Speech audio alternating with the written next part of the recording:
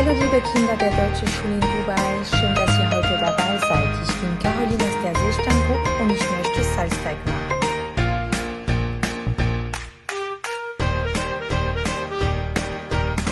Um Salzteig zu machen, brauchst du ein Glas feines Salz, ein Glas lauwarmes Wasser, 2 Gläser Mehl, einen Löffel, Backpapier, Lebensmittelfarbe und Vanilleextrakt.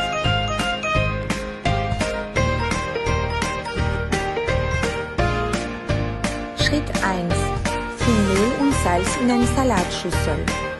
Misch den Teig gründlich mit deinen Händen. Schüttel das Wasser dazu. Knete den Teig gründlich durch, sobald du Wasser, Salz und Mehl vermischt hast. Schritt 2. Aufbewahren des Salzteigs. Du kannst den Salzteig in einer Frischhaltdose aufbewahren oder in einem Plastiksack. Leg den Teig in den Kühlschrank, so kannst du den Salzteig für ungefähr eine Woche aufbewahren. Schritt 3. Erschaffen Formen und Figuren aus Salzteig. Leg Backpapier aus.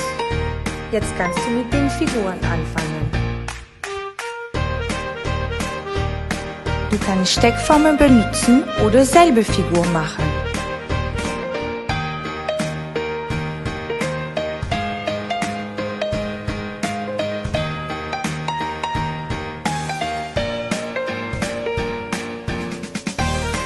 Schritt 4. Verzieren des Salzteig. Den Salzteig kannst du vor dem Backen verzieren mit Lebensmittelfarbe oder Gewürz. Gib den Teig eine braunliche Farbe, indem du ihn kurz vor dem Backen mit Eigelb einstreichst.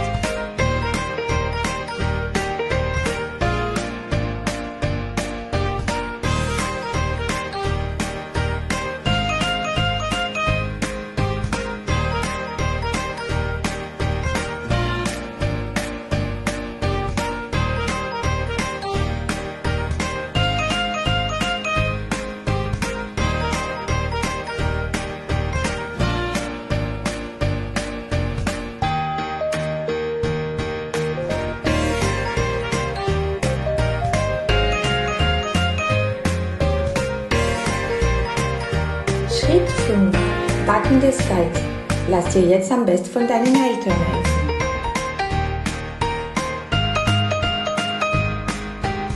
Schiebe es bei 100 Grad im Ofen, warte bis die Figuren ganz hart sind.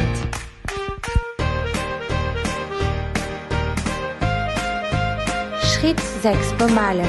Nach dem Backen kannst du deine Figuren mit Farben bemalen.